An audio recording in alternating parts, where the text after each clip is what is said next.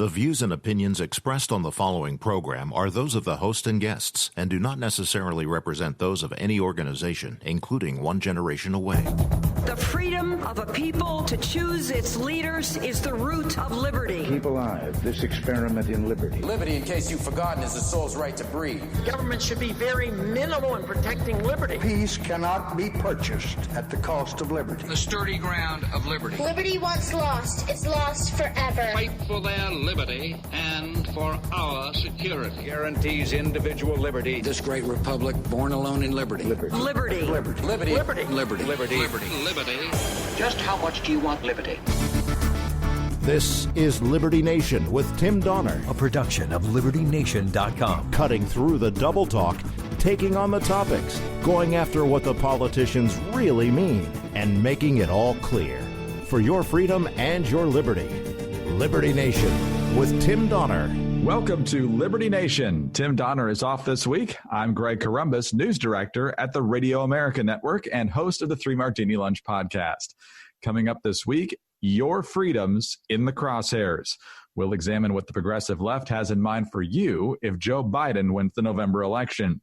And what they have in mind is socialism, starting with an all-pervasive climate agenda.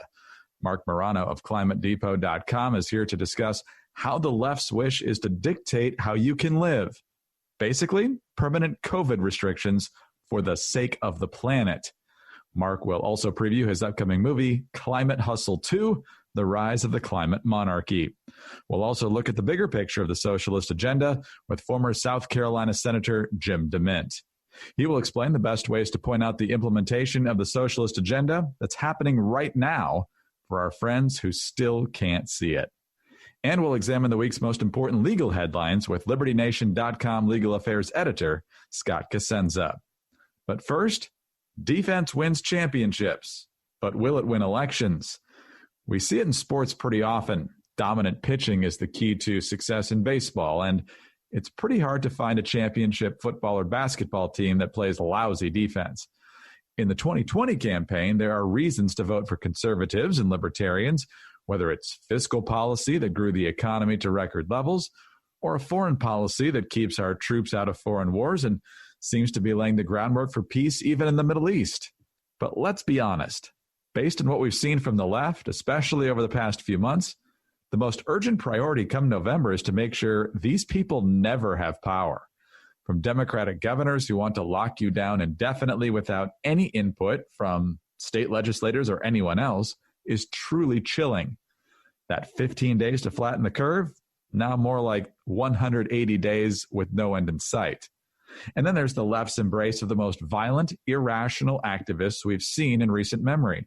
For 2 to 3 days, there was a national consensus of outrage following the death of George Floyd, and pretty much a national consensus that police reforms needed to happen. Well, the left couldn't allow progress to happen on that front, not with a Republican president possibly in position to get some credit for that. So congressional Democrats shelved the Senate Republican reform plan, calling the bill from Black Republican Senator Tim Scott a token effort. And of course, the Democrats looked the other way as Antifa and Black Lives Matter launched into night after night after night of rioting, arson, looting, and assaults on innocent police and civilians. For months, Democrats literally said nothing, and some, like Kamala Harris, were actively siding with the rioters by rallying donations to bail them out of jail. Make no mistake, if the Democrats win, it will be at least 2 to 4 years of bowing to the mob and shredding your liberties. How will it happen? For your own good, of course. In the name of saving the planet for your children and grandchildren, the left will ram through as much of the Green New Deal as they can. And you know what's going to happen? Those rolling blackouts in California, that'll be coming to a neighborhood near you. They'll also work to run you off the road by taxing mileage and other aspects of your travel so you can't even afford it anymore. Environmental restrictions on construction will delay projects and make them much more expensive. And of course, our energy industry and economy would be crippled. And this week, you heard Joe Biden saying he believes in the so-called science, better known as the talking points of the environmental movement. Given even the slightest majorities in Congress, this assault on our freedoms in the name of this pseudoscience will be left unchecked. We need to play defense and stop this in its tracks. When we come back, we'll start our look into the left's push towards socialism through the climate change movement. Please stay with us on Liberty Nation. Liberty Nation with Tim Donner.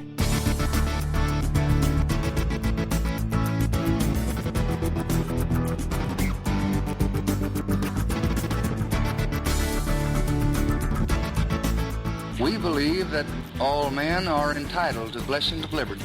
This is Liberty Nation with Tim Donner. I'm Greg Corombos, in for Tim Donner this week.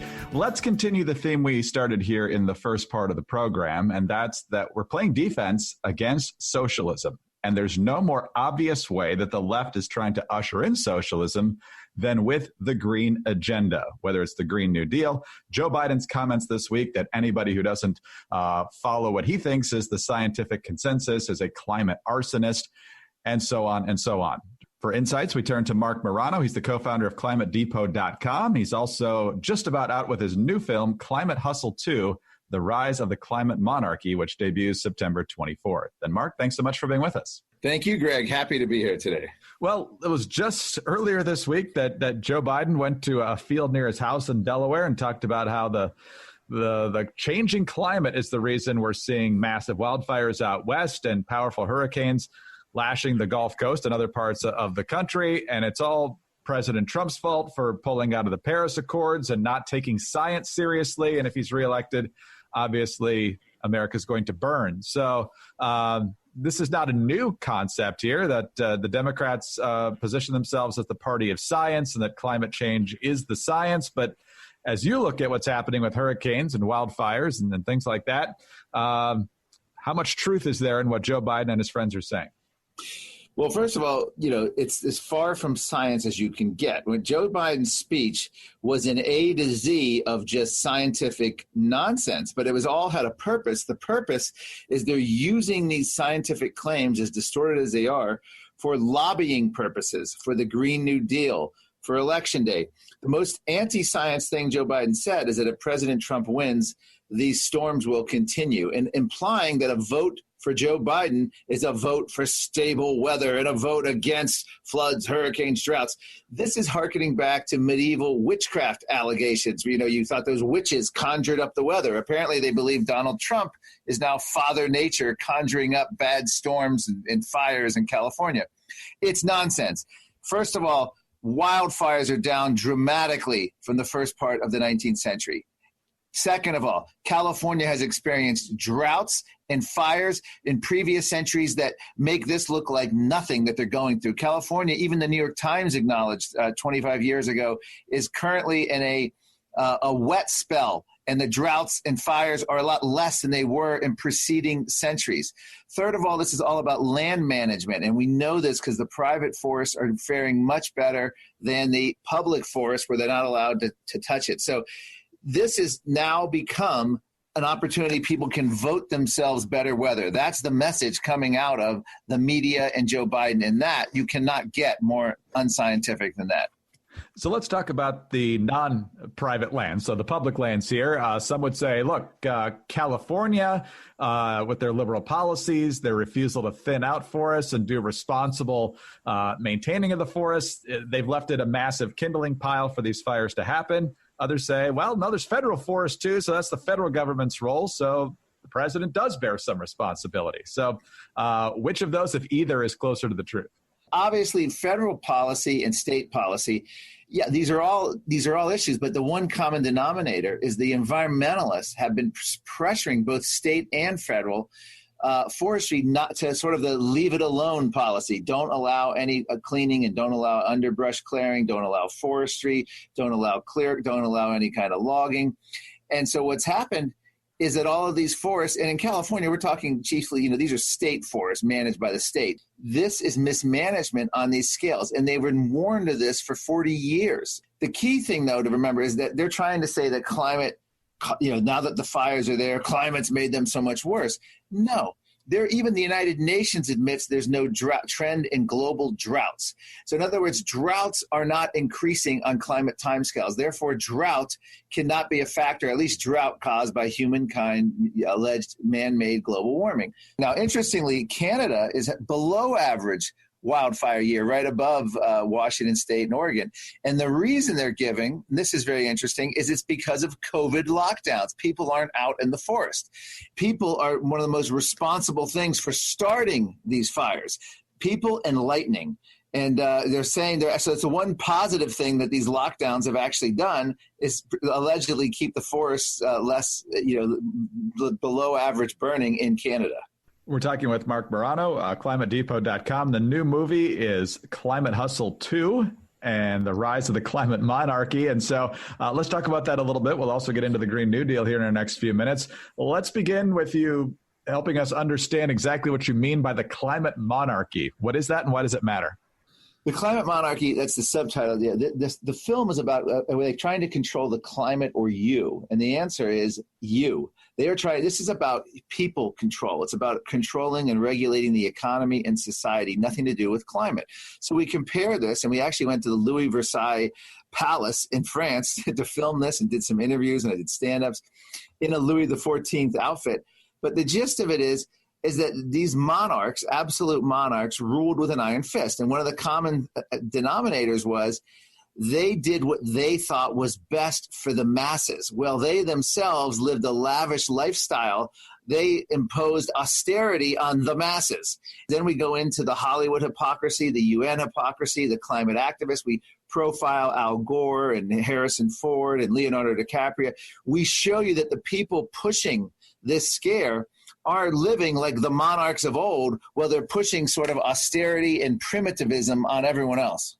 Is there anyone specifically leading this movement? I know a lot of it stems from the Intergovernmental Panel on Climate Change at the United Nations, but is there an organized effort to get, as you put it, the masses to make certain concessions? Who's running this, if anyone, or is it just a lot of different people coming to the same conclusion? It's a lot of different groups sharing one philosophy. It's the progressive left. You could say this is the regulatory state of the 20th century that we saw flare up throughout many battles and wars in the 20th century, has reconvened behind the green agenda. We actually interviewed Václav Klaus, the former Czech president, who grew up in Czechoslovakia under Soviet domination. And he said, since the fall of the Soviet Union and Eastern Bloc nations, the greatest threat to liberty now comes from what he calls ambitious environmentalism in the climate movement. He calls it masterminding from above.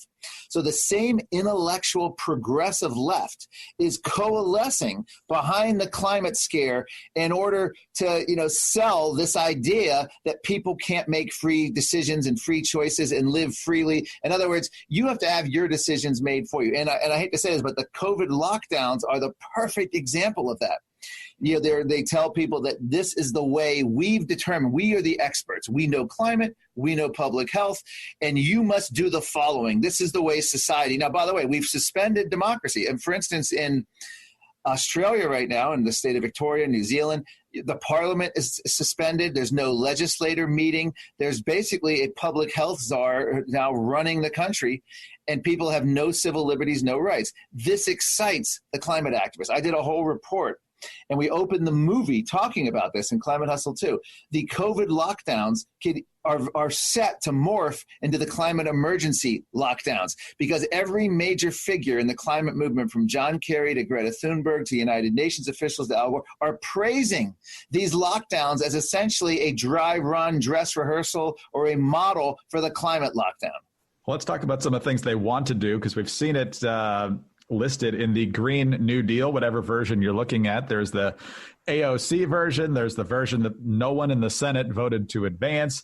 So as you look at this legislation and the fact that they're not sugarcoating much anymore, AOC is very upfront about what she wants. The more it gets talked about, the more the mainstream of the Democratic Party is kind of embracing this.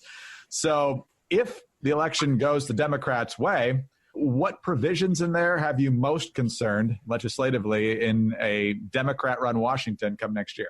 Well, first of all, if Joe Biden wins, the entire climate establishment, if you will, have written his platform from the Bernie to AOC, all of their staffers. He is implementing it. Now, you just say, what if he can't get the votes? Well, they'll find the votes.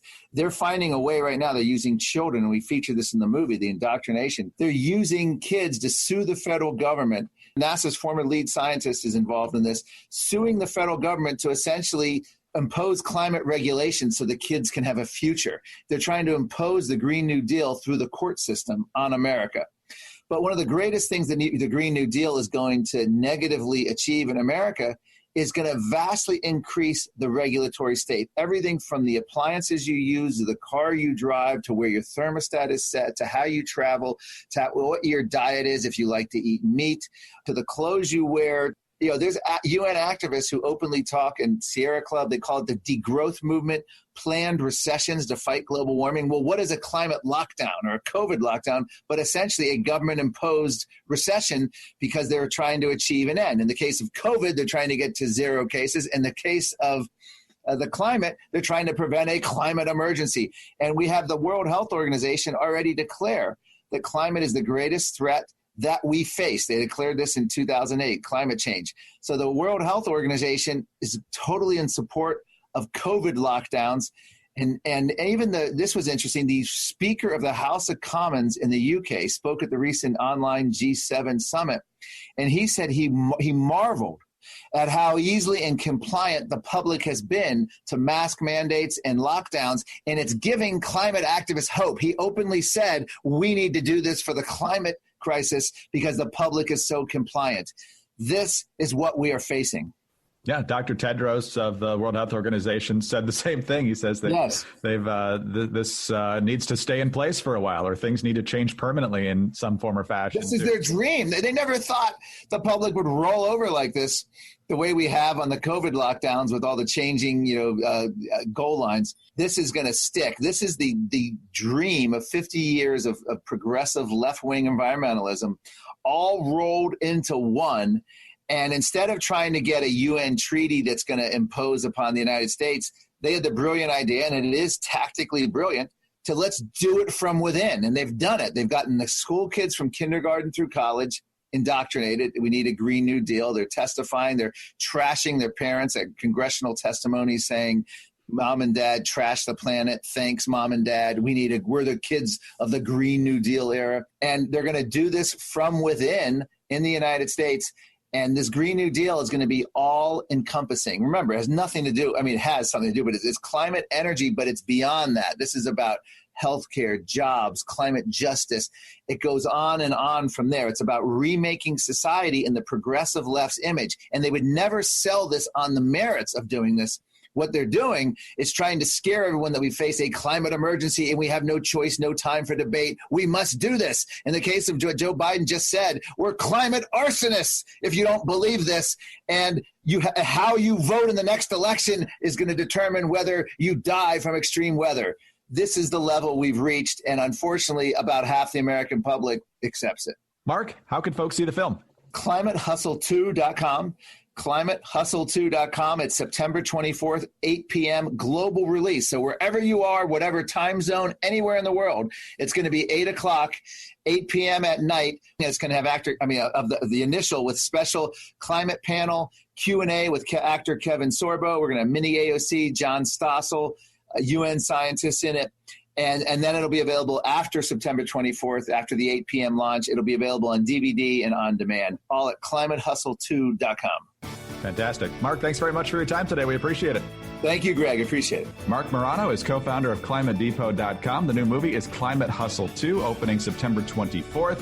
When we come back, more on the socialist threat and how to fight back with former Senator Jim DeMint. Stay with us on Liberty Nation. Liberty Nation with Tim Donner.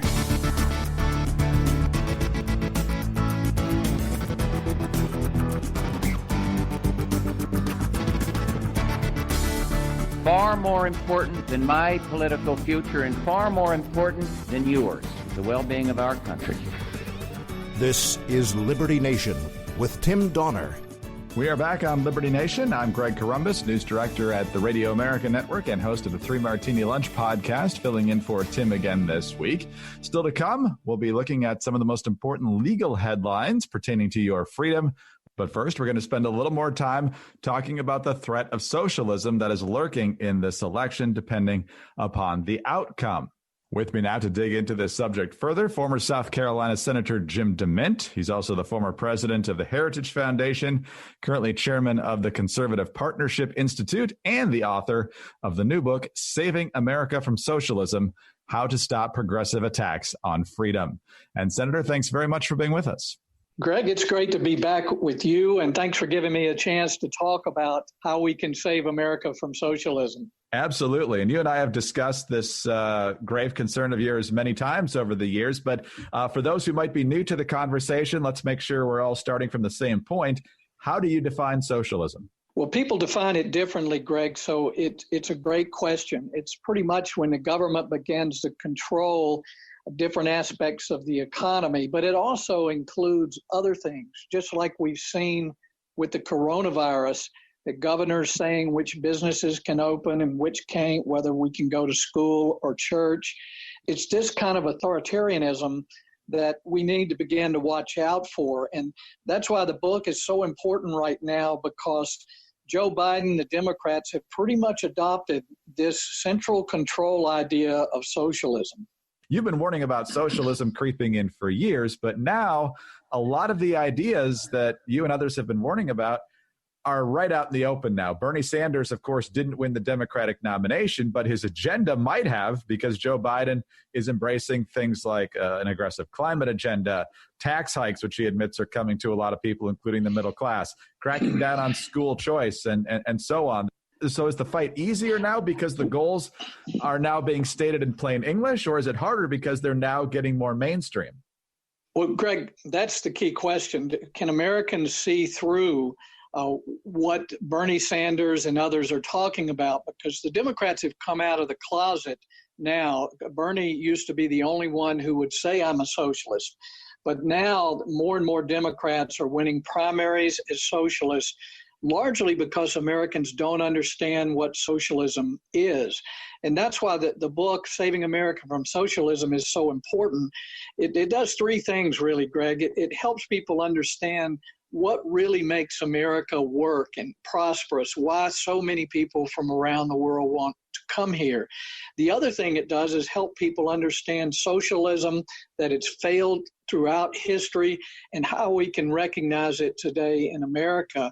The third part is, what do we do about it? How we as individual Americans can get engaged and save our country, because if there is absolutely no reason that any American should believe socialism would be good for them. You gave us a kind of a brief overview about what the book's about, at least in part, is to explain what makes America great and why it works so well. What are the key points in making that argument? Well, America was different from other nations in that it did not begin as a centralized power. Our founders were very careful to limit the federal power and to push power back to the states and the people. And the idea that we're a bottom-up, that millions of people doing their own thing, making their own decisions, is very different than the socialist idea of centralized power. And these are the two conflicting things going on in America. So when you hear people talking about they want the president elected with a national popular vote, that is at the opposite end of what our founders wanted. They wanted states to run things, and we've seen states that do good things, and we've seen states that are terrible, like during this virus in New York and California. But once we centralize healthcare, for instance, in Washington, then people don't have choices anymore. And that's why healthcare has always been the holy grail of socialists. It's almost 20% of our economy. How do you tailor the message, if you believe it needs to be tailored, to young people? Because in huge numbers, they're the ones out in the streets, but also pushing these big government ideas. We've certainly lost a few generations through government education in public schools, as well as the government impact on higher education. But young people can look around, and they haven't liked when the government said they can't go to a beach or they can't go to a bar. And even though they hear the health statistics that they have almost no risk from this virus, their lives have been completely changed by this, and they're being forced to wear a mask. And this is a good opportunity to help young people understand that this is just a taste of what it means when government begins to take more control of your life. And now young families are wondering, can their kids go back to school so mom and dad can go back to work? If we want to know how socialism works, it's all around us, and it's never worked for the little guy. Right now, like during the coronavirus, Greg, the governments have said, okay, all these little shops have to close, but Target and Walmart and the Home Depot, all the big guys can stay open. So, but once we go over the edge of it, and we've seen in Venezuela and North Korea or whatever, I mean, all these countries have elections. But once they take over, they always get reelected, and the people get poorer, and the folks at the top get richer. So we can't just decide, okay, let's try this election, and then the next election we can get rid of socialism. It doesn't work that way. So this is no longer a long game for you then. This is a sprint. It really is, and I'm not trying to sell a book to make money. I don't make anything off of this. All the proceeds go to a nonprofit conservative partnership. But really, if Americans won't take the time to understand what it is about their country that's so different, and if they don't understand that socialism has been one of the most tragic things that has happened to countries, and if you actually have 60% of young people who think it's a good idea, there's just a disconnect between truth and reality and what they really believe.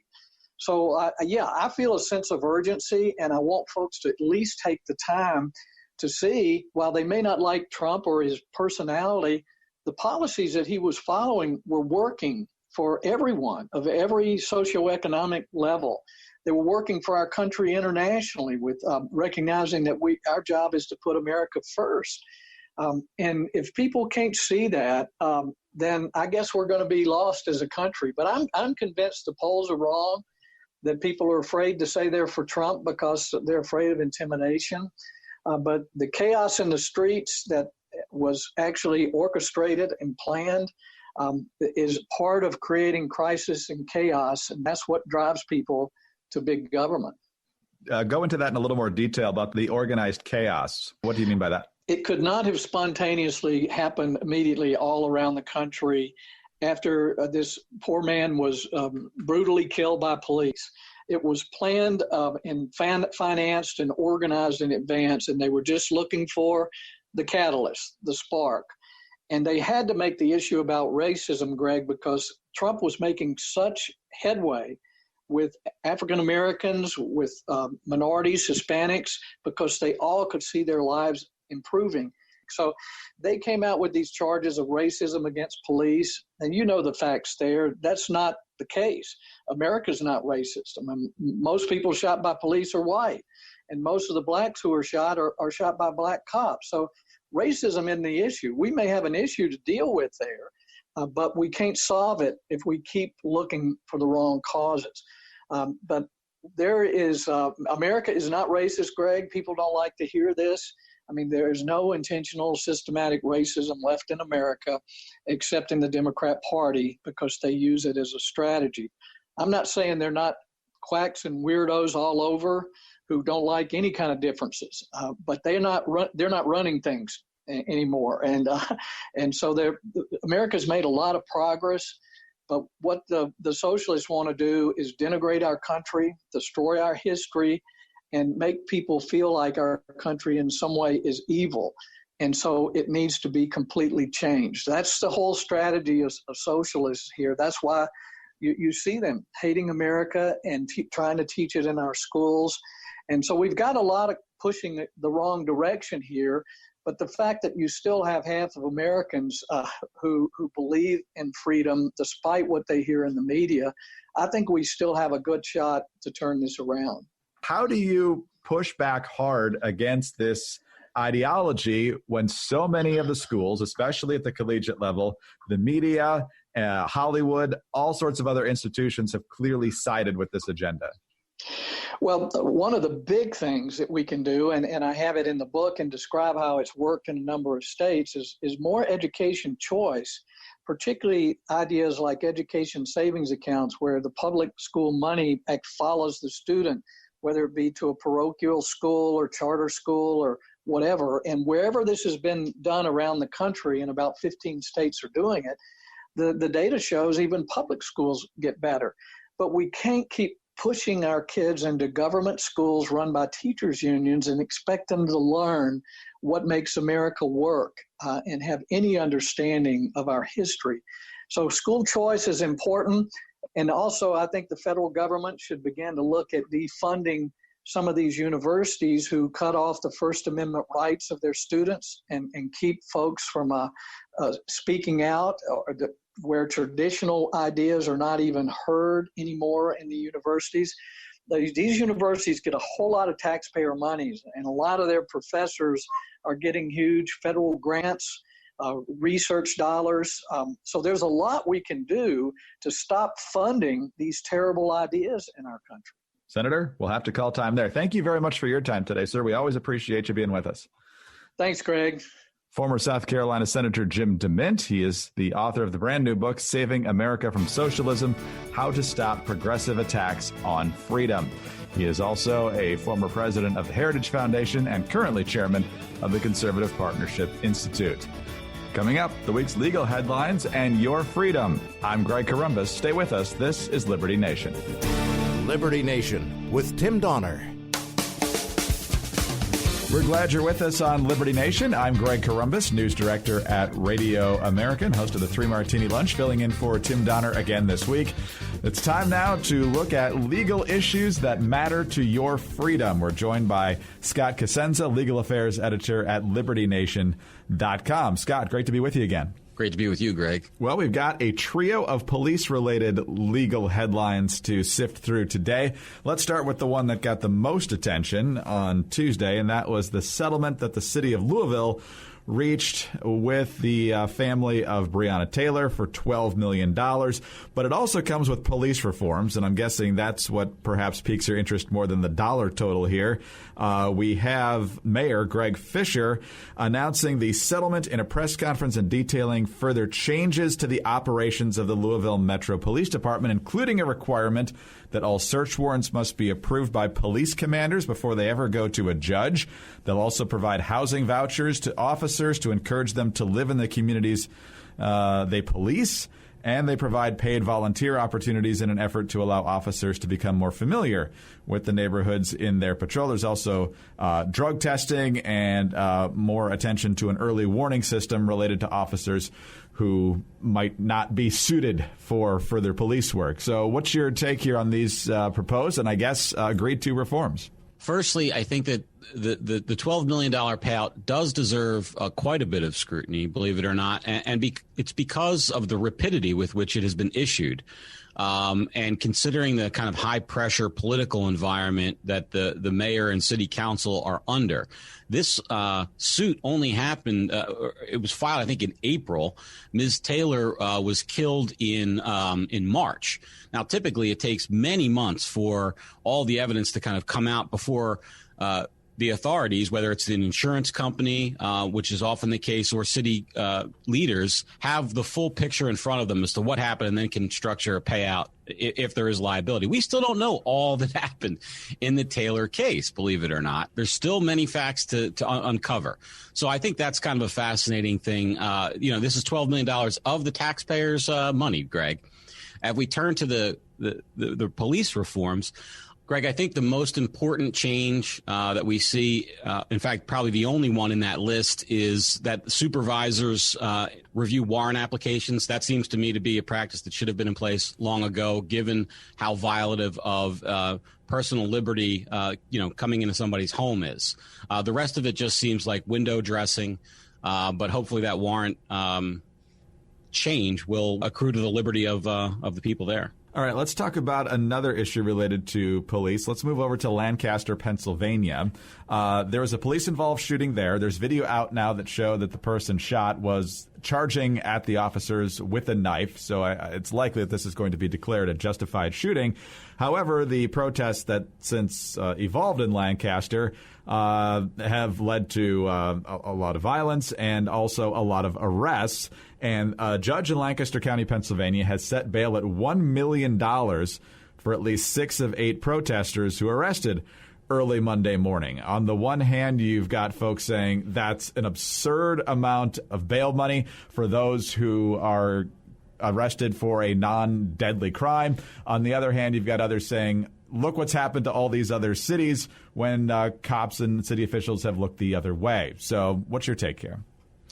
Well, I think that we're all kind of primed by these Portland images to see these people who are bailed out, and then the next day they try to burn down the building again, and it's resulted in months of chaos there. But that doesn't mean that we get to do anything we want with people who protest, and perhaps inappropriately. By the way, if this shooting of Mr. Munoz is not justified, Greg, then there is no such thing as a justifiable shooting by a police officer. He was literally sprinting at a cop with a knife over his head. For the bail, the protesters are entitled to their constitutional rights as well, which include the right to be free from excessive bail. Now, $1 million for bail for this kind of thing is clearly, to me, excessive. Bail, let's recall, is to ensure that somebody appears for trial and that they're not a public safety risk. So I think, Greg, it's a little bit of a long conversation, but the right thing to do is to institute heavy bail restrictions. So the total dollar amount could be reduced drastically, but they may include restrictions such as you're not allowed to attend a protest after dark, for instance, or you're not allowed to appear in public concealing your identity, or certain things like that a judge could actually craft a bail restriction that would prevent the chaos that we have in Portland while also honoring the protestees' rights to be free from unreasonable bail conditions.